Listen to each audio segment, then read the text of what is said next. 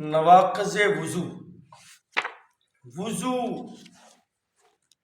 کب ٹوٹتا ہے؟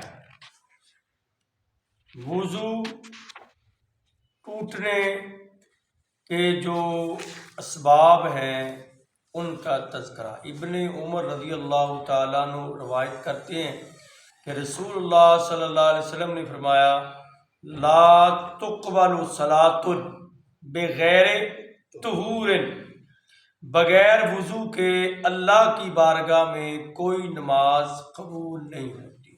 صحیح مسلم کی کتاب الطہارہ کی 224 نمبر حدیث. بغیر وضو کے نماز نہیں.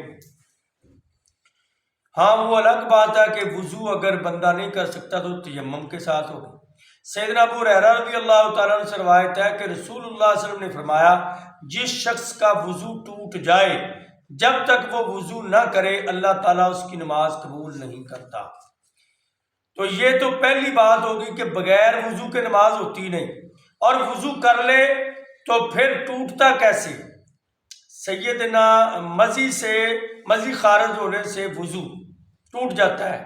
سیدنا مقداد رضی اللہ تعالیٰ عنہ نے رسول اللہ صلی اللہ علیہ وسلم سے دریافت کیا کہ مزی خارج ہونے سے غسل واجب ہوتا ہے یا نہیں، تو آپ نے مزی خارج ہونے سے غسل واجب قرار نہ دیا بلکہ آپ نے فرمایا استنجا کرے اور وضو کر لے، استنجے کے بعد وضو کر لے. یہ صحیح البخاری کی روایت ہے.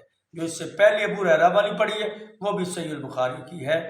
تو اس سے پتہ چلا کہ یہ مزی ہوتی ہے، یہ ایک لیسدار مواد مرد کی شرمگاہ سے خارج ہوتا ہے اور وہ بغیر شہوت کے آتا ہے. ایک ہوتا ہے جو شہوت کے ساتھ مقدار میں زیادہ، وہ منی ہوتی ہے، یہ مزی ہے اس سے ذرا کم لکوڈ میں. اور ایک ہوتی ہے ودی، وہ بالکل پانی کی طرح ہوتی وہ بھی لیسدار. وہ پیشاب سے پہلے قطرات آتے ہیں، بعض دفعہ بعد میں آتے ہیں، تو اس سے بھی وضو ہے اور اس سے بھی وضو ہے، اور جو منی ہے اس سے غسل فرض ہو جاتا ہے. بس اتنا ہی.